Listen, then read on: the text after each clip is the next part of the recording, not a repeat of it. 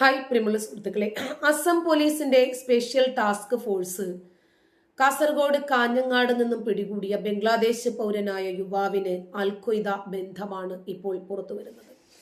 അൽഖ്വയ്ദയുടെ Indian ഉപഭൂഖണ്ഡത്തിലെ അൽഖ്വയ്ദ അനുബന്ധ സംഘമായ അൻസാറുള്ള ബംഗ്ലാ ടീമുമായി ഇയാൾക്ക് ബന്ധമുണ്ട് എന്നാണ് കണ്ടെത്തിയിരിക്കുന്നത്. RSS ഹൈന്ദവ സംഘടനാ നേതാക്കളെ വധിക്കാനും രാജ്യത്ത് വർഗീയ സംഘർഷങ്ങൾ ഉണ്ടാക്കാനും ലക്ഷ്യമിട്ടിട്ടായിരുന്നു ഇന്ത്യയിൽ എത്തിയതെന്നും അസം പോലീസിന്റെ സ്പെഷ്യൽ DGP ഹർമീത് സിംഗ് വെളിപ്പെടുത്തി. ബംഗ്ലാദേശ് പൗരനായ ഷാബു ഷെയ്ഖ് എന്ന 32-കാരനാണ് കാഞ്ഞങ്ങാട് നിന്ന് പിടിയിലായത്. ഇവിടെ ഇതര സംസ്ഥാന തൊഴിലാളികൾക്കൊപ്പം താമസിച്ച് പെയിന്റിംഗ്, കോൺക്രീറ്റ് ജോലികൾ ചെയ്തു വരികയായിരുന്നു ഇയാൾ. അമ്മ ബംഗ്ലാദേശ് പൗരയും പിതാവ് പശ്ചിമ ബംഗാൾ സ്വദേശിയുമാണ് എന്നായിരുന്നു ഇയാളുടെ വാദം.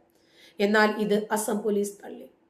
അൻസാറുള്ള ബംഗ്ലാ ടീം തലവനായ ജസീമുദ്ദീൻ റഹ്മാനിയുടെ അടുത്ത അനുയായി ഫർഹാൻ ഇസ്രാഖിന്റെ നിർദ്ദേശപ്രകാരമാണ് ഇയാൾ ഇന്ത്യയിൽ എത്തിയത് എന്നായിരുന്നു അസം പോലീസ് വെളിപ്പെടുത്തിയത്. അസമിൽ രജിസ്റ്റർ ചെയ്ത UAPA കേസിലാണ് ഷാബു ഷെയ്ഖ് പിടിയിലായത്. അസമിലും പശ്ചിമ ബംഗാളിലും തീവ്രവാദ സ്ലീപ്പർ സെല്ലുകൾ സജീവമാക്കാൻ ഇയാൾ സഞ്ചരിച്ചതായും നവംബറിലാണ് ഇന്ത്യയിൽ എത്തിയതെന്നും അസം പോലീസ് വ്യക്തമാക്കി. രാജ്യത്ത് സംഘർഷവും വിധ്വംസക പ്രവർത്തനങ്ങളും നടത്തുകയായിരുന്നു ഇയാളുടെ ലക്ഷ്യമെന്നും പോലീസ് പറഞ്ഞു. രഹസ്യ വിവരങ്ങളുടെ വിശദമായ പരിശോധനകളുടെ അടിസ്ഥാനത്തിൽ ദേശവിരുദ്ധ പ്രവർത്തനങ്ങൾക്ക് തടയിടാൻ തീവ്രവാദ ബന്ധമുള്ളവരെ പിടികൂടാനും അസം പോലീസ് ആരംഭിച്ച ഓപ്പറേഷൻ പ്രഘട്ടിന്റെ ഭാഗമായി നടത്തിയ പരിശോധനയിലാണ് ഷാബു ഷെയ്ഖ് പിടിയിലാകുന്നത്. ഇയാളടക്കം 8 പേരെയാണ് അസം പോലീസ് പിടികൂടിയത്. കേരള പോലീസിന്റെ സഹായത്തോടു കൂടിയാണ് കാഞ്ഞങ്ങാട് നിന്ന് ഇയാളെ അറസ്റ്റ് ചെയ്തത്. കഴിഞ്ഞ 2 ദിവസങ്ങളിലായി കേരളം, പശ്ചിമ ബംഗാൾ, അസം എന്നിവിടങ്ങളിൽ ഒരേ സമയമായിരുന്നു പരിശോധനകൾ നടത്തിയത്. മിനറുൽ ഷെയ്ഖ് എന്ന 40-കാരൻ, MD അബ്ബാസ് അലി എന്ന 33-കാരൻ, നൂറുൽ ഇസ്ലാം മണ്ഡൽ എന്ന 40-കാരൻ, അബ്ദുൽ കരീം മണ്ഡൽ എന്ന 30-കാരൻ, മുജീബുർ റഹ്മാൻ എന്ന 46-കാരൻ, ഹമീദുൽ ഇസ്ലാം എന്ന 34-കാരൻ, ഇനാമുൽ ഹക്ക് എന്ന 29-കാരൻ എന്നിവരാണ് പിടിയിലായ മറ്റ് 7 പേർ. വർഗീയ സംഘർഷം ഉണ്ടാക്കാൻ ലക്ഷ്യമിട്ടിട്ടായിരുന്നു RSS നേതാക്കളെയും ഹൈന്ദവ നേതാക്കളെയും ഇവർ ലക്ഷ്യമിട്ടിരുന്നത്. ഇവരിൽ നിന്ന് മതഗ്രന്ഥങ്ങളും ജിഹാദിനെ കുറിച്ച് പരാമർശിക്കുന്ന പുസ്തകങ്ങളും പിടിച്ചെടുത്തിട്ടുണ്ട്. ഷാബു ഷെയ്ഖിൽ നിന്ന് ബംഗ്ലാദേശ് തിരിച്ചറിയൽ കാർഡും പിടിച്ചെടുത്തിട്ടുണ്ട്. തീവ്രവാദ കേസിലാണ് ഇയാൾ കാഞ്ഞങ്ങാട് പിടിയിലായത്. ചിന്തിക്കണം, ബംഗ്ലാദേശി പൗരനാണ്. ഈ 32-കാരനായ ഷാബു ഷെയ്ഖ് എങ്ങനെയാണ് കാഞ്ഞങ്ങാട് പടന്നക്കാട് എത്തിയത്?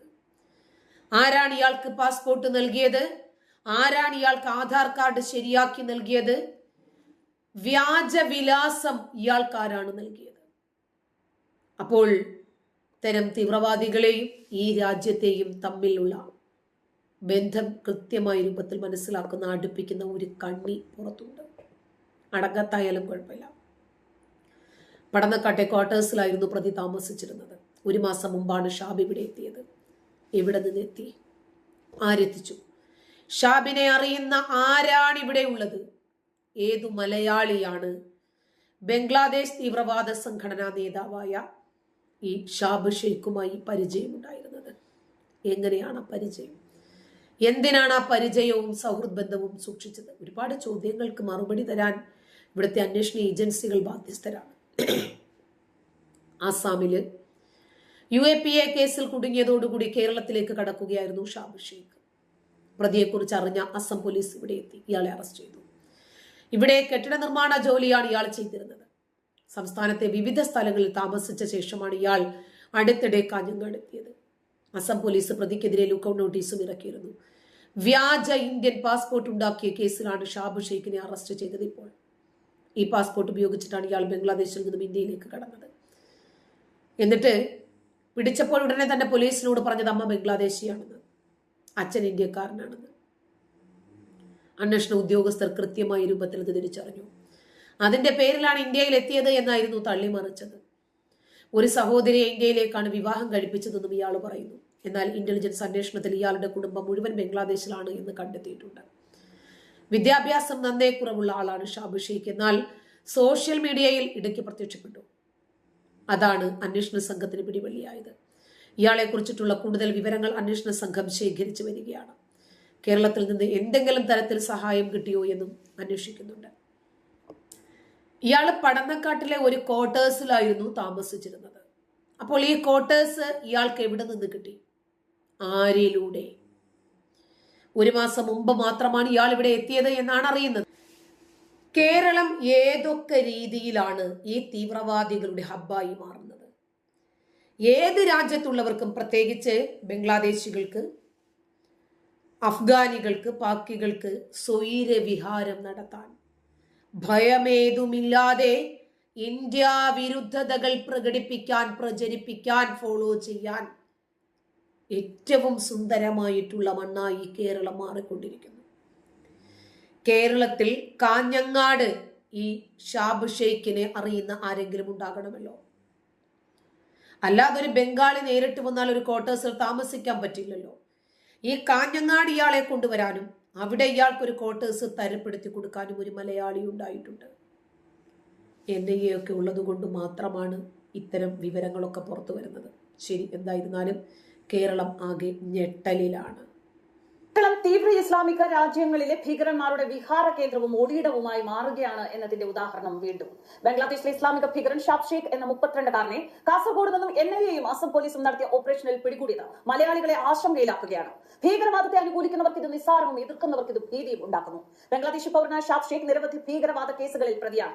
ഇന്ത്യക്കെതിരായ കലാപത്തിനു വേണ്ടി ഇയാൾ ബംഗ്ലാദേശിൽ നിന്നും എത്തിയതാണ്. കേരളമായിരുന്നു ഇയാൾ ഒടിയിടമായി കണ്ടെത്തിയത്. ഷാബ് ഷെയ്ഖ് കേരളത്തിലെ വിവിധ പ്രദേശങ്ങളിൽ തങ്ങുകയും അനേകം ആളുകളുമായി ബന്ധം സ്ഥാപിക്കുകയും ചെയ്തു. ഏറെക്കാലമായി ഇയാൾ കേരളത്തിലെ പലയിടത്തും യാത്ര ചെയ്തിട്ടുണ്ട്. വ്യാജ ഇന്ത്യൻ പാസ്പോർട്ട് ഉണ്ടാക്കിയ കേസിലാണ് ഷാബ് ഷെയ്ഖിനെ അറസ്റ്റ് ചെയ്തത്. ഈ പാസ്പോർട്ട് ഉപയോഗിച്ചാണ് ഇയാൾ ബംഗ്ലാദേശിൽ നിന്നും ഇന്ത്യയിലേക്ക് കടന്നത്. അസമിലെ മേൽവിലാസമാണ് ഇയാൾ ഇതിനായി ഉപയോഗിച്ചത്. ബംഗാളി എന്ന് പറഞ്ഞും അന്യസംസ്ഥാന തൊഴിലാളി എന്ന ലേബലിലുമായിരുന്നു ഈ ഭീകരൻ ഇത്രകാലവും കേരളത്തിൽ വിലസി നമ്മുടെ നാടിന്റെ സമാധാനത്തിന് കളങ്കമേൽപ്പിച്ചത്. ബംഗ്ലാദേശിൽ നിന്നും അനേകം ആളുകൾ കേരളത്തിൽ നുഴഞ്ഞുകയറി താമസിക്കുന്നു എന്നതിന്റെ അടിവരയിടുന്ന തെളിവ് കൂടിയാണ് ബംഗ്ലാദേശി പൗരനായ ഷാബ് ഷെയ്ഖ് കാസർഗോഡ് വെച്ച് അറസ്റ്റിലായ സംഭവം. കേരളത്തിൽ നടക്കുന്ന ഇലക്ഷനിൽ പോലും ദുരൂഹമായ വ്യാജ ID കാർഡുകൾ വാർത്തയായിരുന്നു. കേരളത്തിൽ കുറ്റകൃത്യം, മോഷണം, കൊലപാതകം എല്ലാം ചെയ്തു മുങ്ങുന്നവരും ബംഗ്ലാദേശിലേക്ക് കടക്കുന്നു. കേരളത്തിൽ 13 ലക്ഷത്തിലേറെ അന്യസംസ്ഥാന തൊഴിലാളികൾ ഉണ്ട് എന്നാണ് പറയുന്നത്. ചിലർ പറയുന്നത് ഇതിലധികം വരും എന്നാണ്. എന്നാൽ സംസ്ഥാന സർക്കാരിന്റെ കൈവശം ഒരു കണക്കുമില്ല. വയനാട്ടിൽ ഉരുൾപൊട്ടലിൽ ഒലിച്ചുപോയത് 4 ഷെഡുകളായിരുന്നു. അന്യസംസ്ഥാന തൊഴിലാളികൾ തേയിലത്തോട്ടത്തിൽ പണിക്ക് വന്നവർ ആയിരുന്നു. എന്നാൽ ഇവർ എത്ര പേർ ഉണ്ടായിരുന്നു എന്നുമൊന്നും ഇനിയും വ്യക്തമല്ല. അന്യസംസ്ഥാന തൊഴിലാളികൾ കേരളത്തിന്റെ തോട്ടം മേഖലയിൽ വലിയ തോതിലുണ്ട്. അവരുടെ പൗരത്വം പോലും അന്വേഷിക്കാറില്ല. അറസ്റ്റിലായ ഭീകരൻ Shab ഷെയ്ഖിനെതിരെ Assam police പ്രതിക്കെതിരെ UAPA ചുമത്തിയിരുന്നു. പ്രതിക്കെതിരെ lookout നോട്ടീസും നിലവിലുണ്ട്. പടന്നക്കാട്ടെ ക്വാർട്ടേഴ്സിൽ കുറച്ചുകാലമായി ഇയാൾ താമസിക്കുന്നുണ്ട്. കെട്ടിട നിർമ്മാണ ജോലിയാണ് ഇയാൾ ചെയ്തിരുന്നത്. സംസ്ഥാനത്തെ വിവിധ സ്ഥലങ്ങളിൽ താമസിച്ച ശേഷമാണ് ഇയാൾ കാഞ്ഞങ്ങാട് എത്തിയത് എന്ന് അസം പോലീസ് പറഞ്ഞു. പ്രതിയെ കാഞ്ഞങ്ങാട് കോടതിയിൽ ഹാജരാക്കി നടപടികൾ പൂർത്തീകരിച്ച ശേഷം ഇന്ന് വൈകുന്നേരത്തോടെ അസമിലേക്ക് കൊണ്ടുപോകും. ഇതിനിടെ അറസ്റ്റിലായ പ്രതിയുമായി ബന്ധപ്പെട്ട വിദേശികൾക്ക് വ്യാജ ഇന്ത്യൻ പാസ്പോർട്ടുകൾ തരപ്പെടുത്തി കൊടുക്കുന്ന വൻ റാക്കറ്റ് പിടിയിലായി. ഇപ്പോൾ ബംഗ്ലാദേശിലെ ഭീകരൻ ഷാബ് ഷെയ്ഖ് എന്ന 32കാരനെ കാസർഗോഡ് അറസ്റ്റ് ചെയ്തപ്പോൾ വീണ്ടും കേരളത്തിലെ ബംഗ്ലാദേശികളുടെയും പാകിസ്ഥാൻ റോഹിംഗ്യൻ ആളുകളുടെയും കാര്യങ്ങൾ ചർച്ചയാവുകയാണ്. വിവിധ രാജ്യക്കാരെ 42 പേരാണ് ദില്ലി പോലീസ് അറസ്റ്റ് ചെയ്തത്. വ്യാജ പാസ്പോർട്ടിൽ വിവിധ രാജ്യക്കാരെ ഇന്ത്യയിലെത്താൻ സഹായിച്ച സംഘമാണിവർ. ഇവരിൽ 13 പേർ ബംഗ്ലാദേശ് പൗരന്മാരാണ് എന്ന് വെള്ളിയാഴ്ച ദില്ലി പോലീസ് അറിയിച്ചു. ഈ 14 പേരെ ഇവിടെ കൊണ്ടുവന്ന് വിജയകരമായി ഈ വ്യാജന്മാരെ ഒറിജിനലിനെ വെല്ലുന്ന രൂപത്തിൽ ഈ നാട്ടിൽ സ്ഥാപിക്കാൻ ഈ രാജ്യത്തിനകത്ത് തന്നെ ആൾക്കാരില്ലേ? മലയാളികളില്ലേ അതിനകത്ത്? ആ മലയാളിയെ കണ്ടെത്താതെ ഇതിനൊരു അറുതി ഉണ്ടാകില്ല. നന്ദി.